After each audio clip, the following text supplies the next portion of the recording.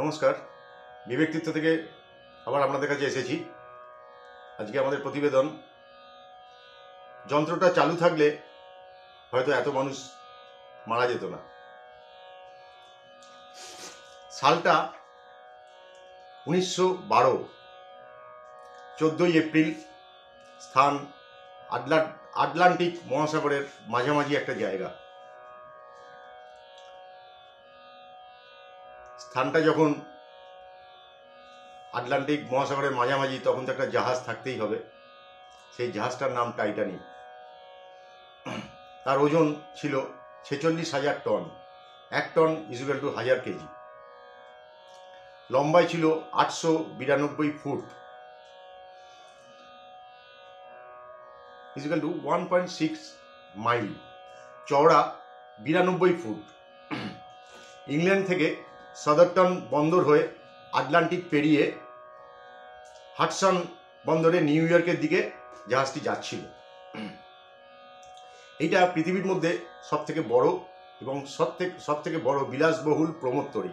এবং যারা এটাকে বানিয়েছিলেন, ইঞ্জিনিয়াররা, তারা গর্ব করে বলতেন যে ভগবান ছাড়া, ঈশ্বর ছাড়া এই জাহাজকে কেউ ডোবাতে পারবে না।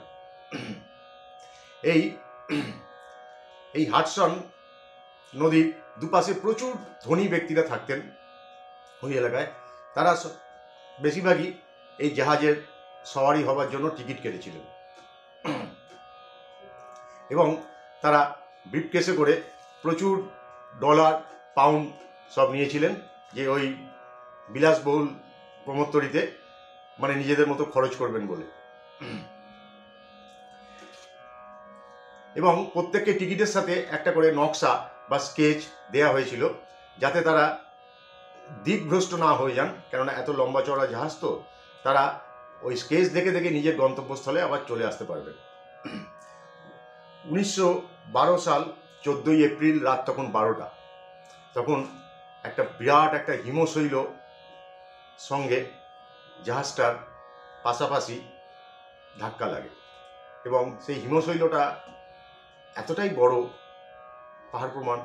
তার 7 ভাগের 1 ভাগ জলের ওপরে ছিল, আর 7 ভাগের 6 ভাগ সমুদ্রের জলের নিচে ছিল। এবং তার যে তীক্ষ্ণ ফলার মতো যে সাইডটা, সেটা জাহাজের সাইড ঘেঁষে চলে যায় এবং তার জন্য জাহাজের 300 ফুট জাহাজটা চিরে যায়। চিরে যাওয়ার পর ওখান থেকে যথারীতি জল ঢুকতে থাকে প্রচুর, এবং যারা ইঞ্জিনিয়ার ছিলেন তারা পাম্পিং করে সেই জলটাকে তারা বার করার চেষ্টা করেন, কিন্তু তারা অতি শীঘ্রই বুঝতে পারেন যে এই জল বার করার ক্ষমতা তাদের নেই বা তাদের ওই পাম্পিং সিস্টেমের নেই। তখন তারা ক্যাপ্টেনকে বলেন যে এই ঘটনা। ক্যাপ্টেন দেরি না করে সঙ্গে সঙ্গে বেতার বার্তা পাঠান, মানে SOS, সেভ অফ সোল, বেতার বার্তা তিনি পাঠান। ওই বেতার বার্তাটা পাঠান এবং তারপরে তিনি যে ওদের নিয়মকানুনগুলো আছে, তারপরে তিনি লাইটিং দিয়ে লাইট থ্রো করেন এবং ওই লাইটটা মোটামুটি 25-30 কিলোমিটার পর্যন্ত যারা মানে অন্য জাহাজ থাকে তারা দেখতে পায়। আর বেতারটা কিন্তু অনেক দূর থেকেই শুনতে পাওয়া যায়। এবং তারপরে তারা ওই ফায়ার মানে হচ্ছে রকেট ছাড়েন, মানে রকেটের আলোতে দূর থেকে দেখা যায় বলে। তো এই সময় জাহাজেরই এটা নিয়ম যে সবার জন্য তো আর লাইফ সেভিং বোট থাকে না। যে কটা লাইফ সেভিং বোট থাকে তাতে ফার্স্টে প্রথম মহিলা, তারপরে শিশু, এবং তারপর জায়গা থাকলে বয়স্ক ব্যক্তিদের নামানো হয়। আর বাকি যারা থাকে তাদের বলে তোমরা এই মাঝ সমুদ্রে যে যেরাম খুশি বাঁচো। আচ্ছা, এই হচ্ছে। এবার 58 মাইল দূরে যে জাহাজটি প্রথম এই বেতার বার্তাটা পায়, সেই জাহাজটির নাম হচ্ছে কার্পেটিয়া। এই প্রথম বেতার বার্তাটাই পায় রাত্রি 12টার পরে, যে কোনো জায়গায় এরকম একটা হয়েছে, তারা SOS পাঠাচ্ছে।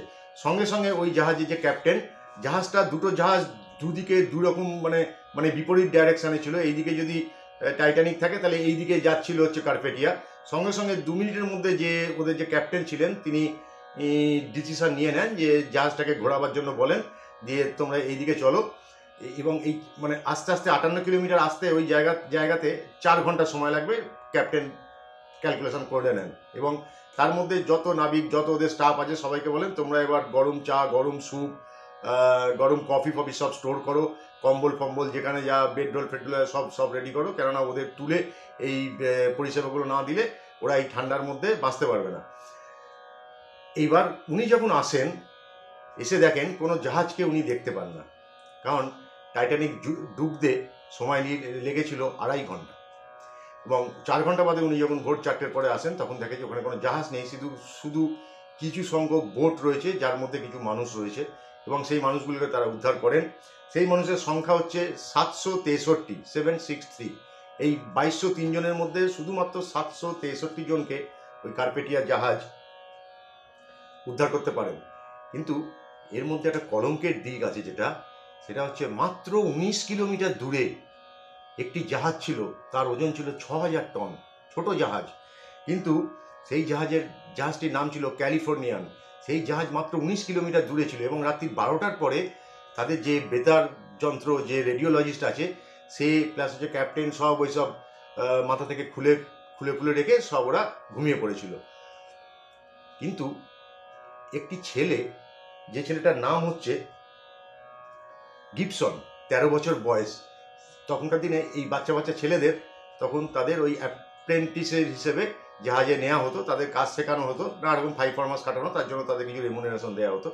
এবং সেই ছেলেটির কোনো শোবার জায়গা ছিল না, সে তখন ওই ডেকে গিয়ে শুয়েছিল কম্বল মুড়ি দিয়ে। সে তখন দেখে যে ওই ফায়ার ক্র্যাকার্সগুলো যেগুলো উপরে উঠছে, রকেট, সেগুলো দেখতে পায়। দেখে সঙ্গে সঙ্গে ওই ক্যাপ্টেনকে এসে রিপোর্ট করে যে স্যার, ক্যাপ্টেন সাহেব এরকম হচ্ছে। তখন ক্যাপ্টেন বলে যে তুমি গিয়ে দেখে এসো যে ওইটা কী কালারের ধোঁয়া। তখন ও এসে বলে এটা হচ্ছে সাদা ধোঁয়া। সাদা ধোঁয়া মানে সত্যি বিপদ সংকেত, কোনো জাহাজ দুর্ঘটনার কবলে পড়েছে। তখন উনি বলেন ঠিক আছে তুমি শুয়ে পড়ো, কাল সকাল 6টার সময় উঠে আমরা দেখব। এই 19 কিলোমিটার দূরে ওর আসতে সময় লাগতো 1.5 ঘন্টা। ওইখানে ওই জাহাজ যদি ঠিক সময় চলে আসতো তাহলে হয়তো 2203 জনকেই বাঁচানো যেত, কোনো প্রাণহানি হতো না। এবার আমরা এই মানুষেরা প্রথম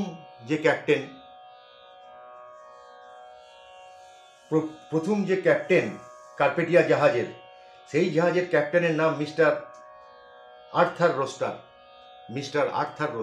ও 58 কিলোমিটার থেকে ঘুরিয়ে গাড়ি এনে 763 জনকে উদ্ধার করেছিল। আমরা সবাই কোনো না কোনো ক্যাপ্টেনের দিকে আমরা আছি।